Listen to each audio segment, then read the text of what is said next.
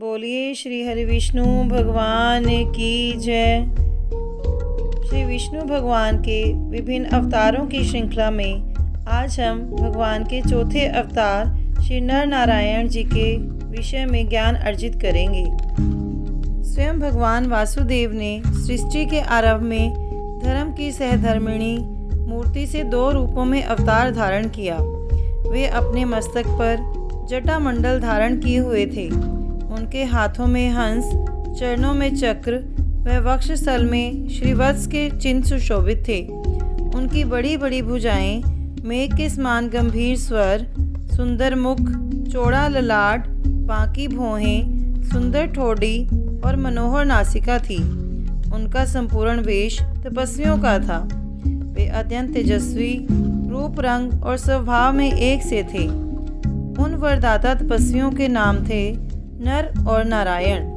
अवतार ग्रहण करते ही अविनाशी नर नारायण बद्रिकाश्रम में चले गए। वहाँ वे गंधमादन पर्वत पर एक विशाल वट वृक्ष के नीचे तपस्या करने लगे। भगवान श्री हरि के अंश अवतार उन नर नारायण नामक दोनों ऋषियों ने वहाँ रहकर 1 सहस्त्र वर्ष तक कठोर तपस्या की। उनके प्रचंड तप से देवराज इंद्र संशक्त हो तुरंत गंधमादन पर्वत पर पहुँचे। वहाँ उन्होंने परम पवित्र आश्रम में तपोभूमि भारत के आराध्य परम तेजस्वी भगवान नर नारायण को तप निरत देखा। धर्मनंदन, तुम दोनों अवश्य ही अत्यंत भाग्यवान हो। सूर्य की भांति प्रकाश विशीर्ण करते हुए तपोधन नर नारायण के समीप पहुंचकर शचीपति ने कहा, तुम दोनों ही तपश्चर्या से संतुष्ट होकर मैं तुम्हें वर देने के लिए ही यहाँ आया हूँ। तुम अपना अभीष्ट बताओ, मैं उसे अवश्य पूर्ण करूँगा। इस प्रकार देवाधिप इंद्र के सम्मुख खड़े होकर बार बार आग्रह करने पर भी नर नारायण ने कोई उत्तर नहीं दिया। उनका चित्त सर्वथा शांत एवं अविचलित रहा। तब इंद्र ने उन्हें भयभीत करने के लिए माया का प्रयोग किया। भयानक झंझावात, प्रलंकार, वृष्टि एवं अग्निवर्षा प्रारंभ हो गई। भेड़िए और सिंह गरजने लगे, किंतु नर नारायण सर्वथा शांत थे। उनका चित्त किसी प्रकार भी विचलित नहीं हुआ। अनेक प्रकार की माया का प्रयोग किए जाने पर भी जब तपस्वियों के सिरमौर नर नारायण तब से विरत नहीं हुए, तब इंद्र निराश होकर लौट गए। उन्होंने रंभा, तिलोत्तमा, पुष्पगंधा, सुकेशी और कांचन मालिनी आदि अप्सराओं और वसंत के साथ कामदेव को प्रभु नर नारायण को वशीभूत करने के लिए भेजा। उक्त श्रेष्ठ पर्वत गंधमादन पर वसंत के पहुँचते ही आम, बकुल, तिलक, पलाश, साखू, ताड़, तमाल और महुआ आदि सभी वृक्ष पुष्पों से सुशोभित हो गए। कोयलें कूकने लगी, सुगंधित पवन मंद गति से बहने लगी। इसके साथ ही रति सहित पुष्पधनवा भी वहां जा पहुँचे। रंभा और तिलोत्तमा आदि संगीत कला में प्रवीण अप्सराओं ने स्वर और ताल में गायन प्रारंभ किया। मधुर संगीत, कोयलों का कलरव और भ्रमरों की गुंजार से नर नारायण की समाधि टूट गई। उन्होंने इसे इंद्र की कटुलता समझकर उन लोगों से कहा, कामदेव, मल्य पवन और देवांगनाओं, तुम लोग अनंत पूर्वक ठहरो। तुम सभी स्वर्ग से यहाँ आए हो, इसलिए हमारे अतिथि हो। हम तुम्हारा अद्भुत प्रकार से आतिथ्य सत्कार करने के लिए तैयार हैं। भगवान के शांत वचन सुनकर कांपते हुए कामदेव के मन में निर्भयता आई। उन्होंने हाथ जोड़कर कहा, प्रभु, आप माया से परे निर्विकार हैं। बड़े बड़े आत्माराम और धीर पुरुष सदा आपके चरण कमलों में प्रणाम करते रहते हैं। प्रभु, क्रोध आत्मनाशक है, पर बड़े बड़े तपस्वी उसके वश हो अपनी कठिन तपस्या खो बैठते हैं, किंतु आपके चरणों का आश्रय लेने वाला सदा निरापद जीवन व्यतीत करता है। कामदेव और वसंत आदि की इस प्रकार की स्तुति सुनकर सर्वसमर्थ भगवान ने वस्त्रालंकारों से अलंकृत, अद्भुत रूप लावण्य से संपन्न, सहस्त्रों स्त्रियां प्रकट करके दिखलाई, जो प्रभु की सेवा कर रही थी। जब इंद्र के अनुचरों ने समुद्र तन्या लक्ष्मी के समान अनुपम रूप लावण्य की राशि सहस्त्रों देवियों को अत्यंत श्रद्धा पूर्वक प्रभु की सेवा पूजा करते देखा तो लज्जा से उनका सिर झुक गया। वे श्रीहत होकर उनके शरीर से निकलने वाली दिव्य सुगंध से मोहित हो गई। तुम लोग इनमें से किसी एक स्त्री को जो तुम्हारे अनुरूप हो ग्रहण कर लो। भक्त प्राण नारायण ने मुस्कुराते हुए कहा, वह तुम्हारे स्वर की शोभा बढ़ाएगी। जैसी आज्ञा कहकर उन सब ने प्रभु के चरणों में प्रणाम किया और उनके द्वारा प्रकट की हुई स्त्रियों में सर्वश्रेष्ठ सुंदरी उर्वशी को लेकर वे स्वर्गलोक चले गए। स्वर्ग में उन्होंने देवराज इंद्र को प्रणाम कर देव देवेश नर नारायण की महिमा का गान किया तो सुरादीप चकित विस्मित और भयभीत हो गए। पुराण पुरुष नर नारायण स्वयं सर्वसमर्थ होकर भी सृष्टि में तपश्चर्या का आदर्श स्थापित करने के लिए निरंतर कठोर तप करते रहते हैं। काम, क्रोध और मोह आदि शत्रु तप के महान विघ्न हैं। अहंकार और क्रोध के दोष से तप का क्षय होता है। यह नर नारायण प्रभु ने अपने जीवन से सिखाया है।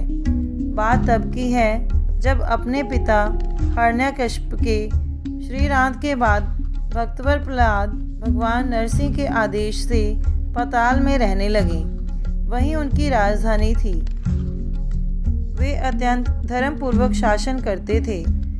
दानवराज प्रहलाद देवता और ब्राह्मणों के सच्चे भगत थे। तपस्या करना, धर्म का प्रचार करना और तीर्थाटन करना, यही उस समय के ब्राह्मणों का कार्य था। सभी वर्णों के लोग सर्वधर्म का पालन तत्परता पूर्वक करते थे। एक बार की बात है, तपस्वी भृगुनंदन च्यवन जी पवित्र नर्मदा के तट पर व्याहृत तीर्थ में स्नान करने चले। मार्ग में रेवा नदी मिली। महर्षि च्यवन उसके तट पर उतरने लगे कि एक भयानक विषधर ने उन्हें पकड़ लिया। विषधर के प्रयास से ही वे पाताल में पहुंच गए।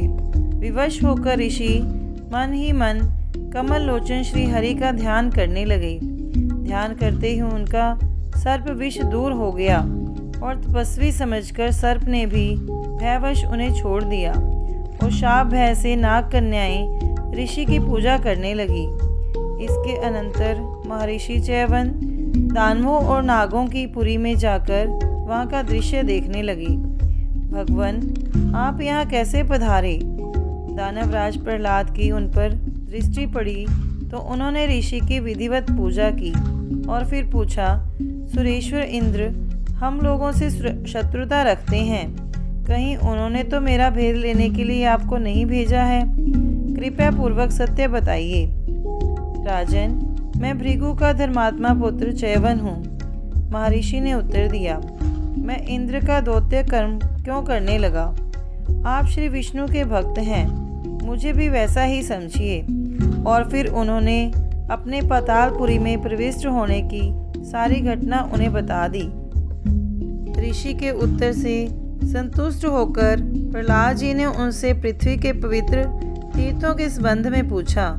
महर्षि च्यवन के मुंह से पृथ्वी के तीर्थों का वर्णन सुनकर दानवेंद्र प्रहलाद ने नैमिषारण्य जाने का निश्चय कर लिया। शस्त्रों महाबली दैत्यों का समूह दानवराज प्रहलाद के साथ नैमिषारण्य पहुंचा। वहां सबने स्नान किया। भक्तराज प्रहलाद नैमिषारण्य तीर्थ के कार्यक्रम पूरे कर रहे थे कि उन्हें कुछ ही दूरी पर एक विशाल वट वृक्ष दिखाई दिया। वहां उन्होंने विभिन्न प्रकार के सुतीक्ष्ण शर देखे। इस परम पवित्र तीर्थ में धनुर्बाणधारी व्यक्ति का क्या काम? दानवेश्वर प्रहलाद मन में विचार कर ही रहे थे कि उनके सम्मुख कृष्ण मृग चर्म धारण किए नर नारायण के दर्शन हुए। उनकी अत्यंत सुंदर विशाल जटाएं थी। उनके सामने शांग और आजगव नामक दो चमकते हुए प्रसिद्ध धनुष तथा बाण पूरित तरकश रखे थे। तुम लोगों ने यह क्या पखंड रच रखा है?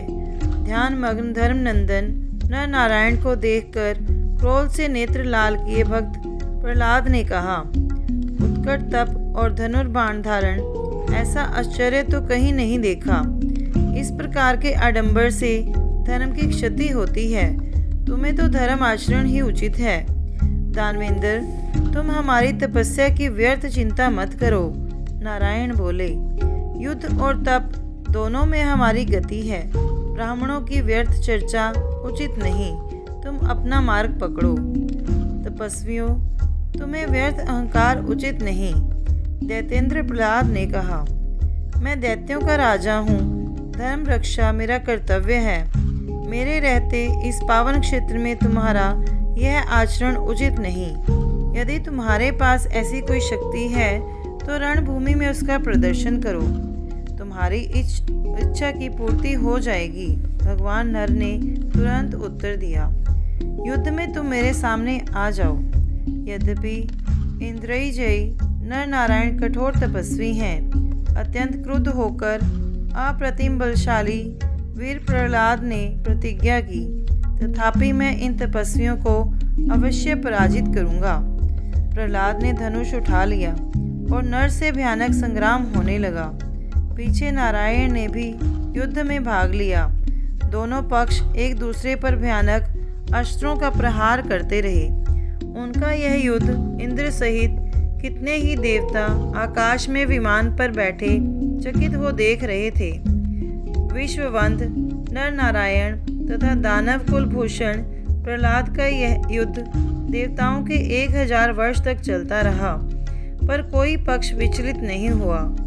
अंततः लक्ष्मी सहित शंख, चक्र, गदा, पद्म धारण किए नवजलधर श्याम श्री विष्णु प्रहलाद के आश्रम पर पधारे। श्री भगवान के चरणों में श्रद्धा भक्तिपूर्ण प्रणाम और उनकी स्तुति कर भक्त प्रहलाद ने भगवान रमापति से कहा, हे प्रभु, तपस्वियों से दीर्घ काल तक युद्ध करते रहने पर भी मेरी विजय न होने का हेतु समझ में नहीं आता। मैं अत्यंत चकित हूँ। इसमें आश्चर्य की कोई बात नहीं है। भगवान विष्णु जी ने उत्तर दिया, विख्यात जितात्मा तपस्वी नर और नारायण मेरे अंश अवतार हैं। तुम इन्हें किसी प्रकार भी पराजित नहीं कर सकते। अतएव मुझ में भक्ति रखते हुए पाताल चले जाओ। इन प्रामदर्श महातपस्वियों का विरोध उचित नहीं। प्रभु का आदेश पाकर दैत्येंद्र प्रहलाद असुर युद्धों के साथ अपनी राजधानी के लिए प्रस्थित हुए और नर नारायण अपनी तपश्चर्या में लग गए। बोलिए श्री हरि विष्णु भगवान की जय। ओम नमो नारायण।